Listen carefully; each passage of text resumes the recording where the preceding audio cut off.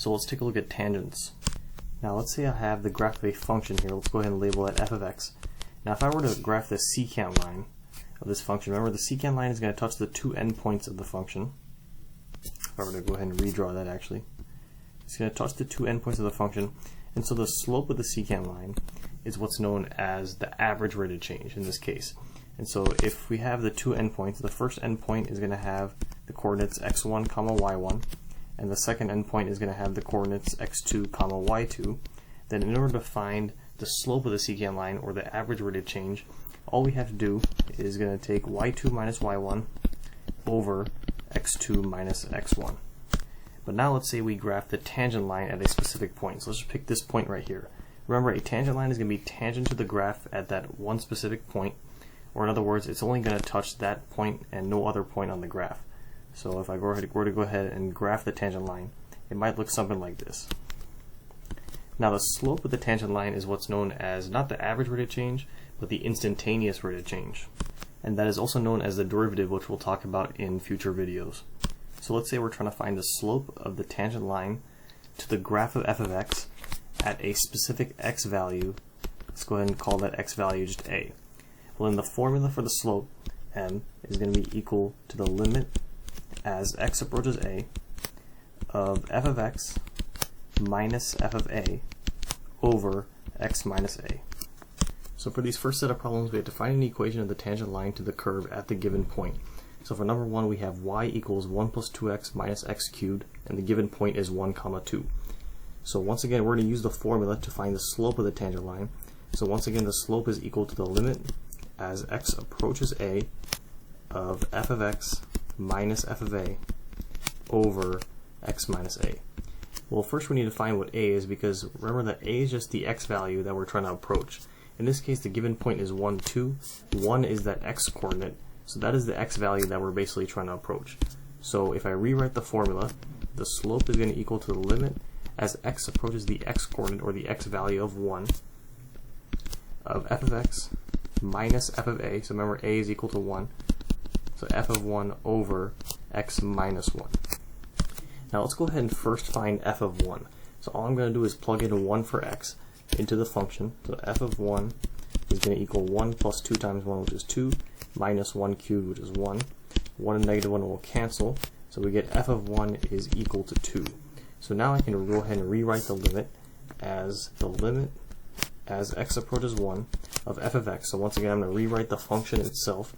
So 1 plus 2x minus x cubed minus f of 1. F of 1 we said is 2 over x minus 1. So simplifying the limit here, we have the limit as x approaches 1 of 1 minus 2 is negative 1, so we have 2x minus x cubed minus 1 over x minus 1. Now if I go ahead and evaluate this limit by using direct substitution, if I plug in 1 for x on the denominator, we'll get 1 minus 1, which is 0. We can't divide by 0, so we have to simplify the fraction first in order to find the limit. Now what I can do here is actually use long division, since we do have a top-heavy function, or top-heavy fraction, where the highest degree of the numerator, which is 3, is greater than the highest degree of the denominator, which is only 1. So if I go ahead and use long division here, I'm just going to focus on the fraction itself. I'm not going to focus on the limit right now. So we have negative x cubed, I'm going to write in order, and then plus 2x minus 1, divided by x minus 1. Now in order to make this long division process easier, I'm going to actually rewrite what's inside as negative x cubed plus 0x squared plus 2x minus 1, divided by x minus 1. So now we can go ahead and use long division. So how many times does x go into negative x cubed?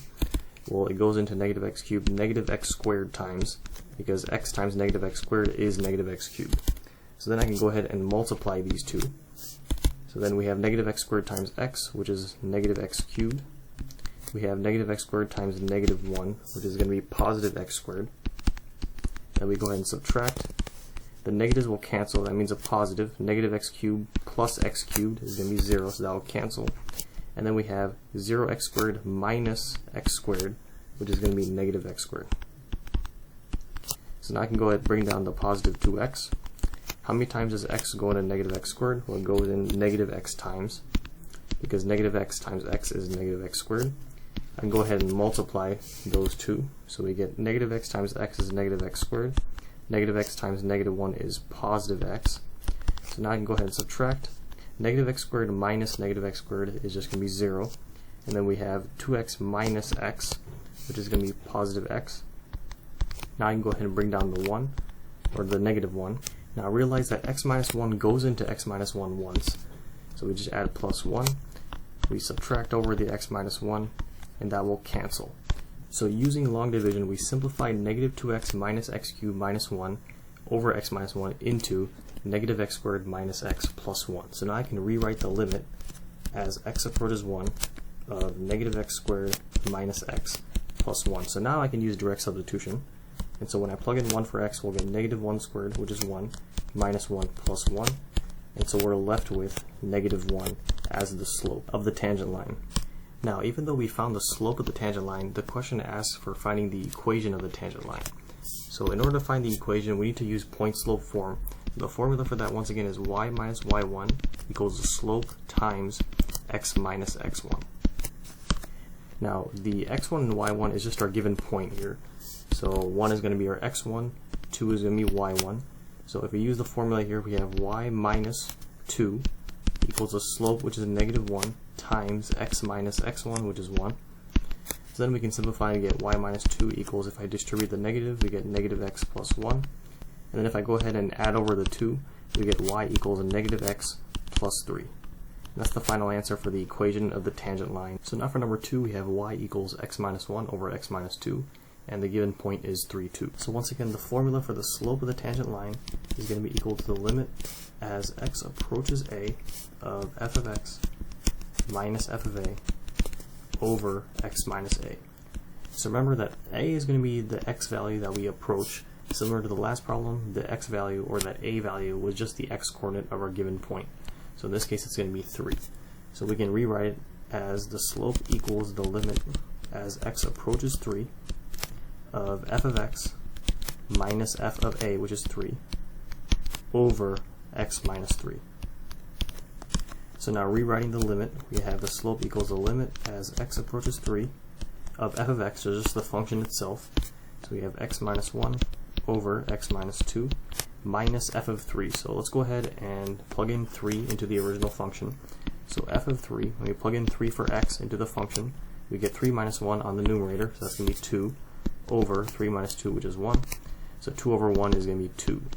So we have f of x, which is x minus 1 over x minus 2, or x minus 1 divided by x minus 2, minus f of 3, which we have found to be 2. So minus 2 over x minus 3. Now obviously, if I go ahead and evaluate this limit by using direct substitution initially, if I plug in 3 for x, obviously we'll get 3 minus 3 on the denominator. That's going to be 0, so we cannot use direct substitution. But instead, I'm going to go ahead and simplify the numerator by combining those two terms to create one whole fraction. So I'm just going to go ahead and focus on the fraction itself right now. So we have x minus 1 over x minus 2. Now the common denominator here is x minus 2. So I'm going to go ahead and rewrite 2, or negative 2, as negative 2 times x minus 2 over x minus 2. So I can get common denominators, so I can combine these two fractions. And then we have all over x minus 3 on the denominator. So now I can go ahead and combine these two because they have the same denominator. We have x minus 1 minus 2 times x minus 2. I can go ahead and distribute. So we have 2x minus 4 over x minus 2 and then over x minus 3. So now I can go ahead and distribute the negative. So we have x minus 1 minus 2x plus 4 over x minus 2 over x minus 3. So then simplifying the numerator here, x minus 2x is going to be negative x. So we have negative x, and then negative 1 plus 4 is positive 3, over x minus 2 over x minus 3. Now dividing by x minus 3 is the same thing as multiplying by its reciprocal. So I can multiply by 1 over x minus 3. That'll cancel out. So now rewriting, I'm going to go ahead and actually factor out a negative from that term. So we have negative x minus 3, because that's what happens when I factor out a negative from negative x plus 3, over x minus 2 multiplied by 1 over x minus 3. So now realize that the x minus 3's will cancel, and what we're left with is negative 1 over x minus 2. So now I simplify this entire thing down to negative 1 over x minus 2, so I can go ahead and rewrite the limit. So once again, the slope is going to equal to the limit as x approaches 3 of what we have simplified down into negative 1 over x minus 2. So now I can go ahead and use direct substitution. So we have negative 1 over, I'll plug in 3 for x, so we have 3 minus 2, which is 1. Negative 1 over 1 is negative 1. So that is going to be the slope of the tangent line. So once again, now that we have found the slope of the tangent line, we still need to find the equation of the tangent line. So our given point here is 3, 2. So since 3 is the x coordinate, let's label that x1. 2 is the y coordinate, let's label that y1. So we're going to use point slope form. So y minus y1, which is 2, equals a slope negative 1 times x minus x1, which is 3. So now I can just simplify, so we get y minus 2 equals, I'll distribute the negative, so negative x plus 3. And so if I add over the 2, the final answer for the equation of the tangent line is y equals negative x plus 5.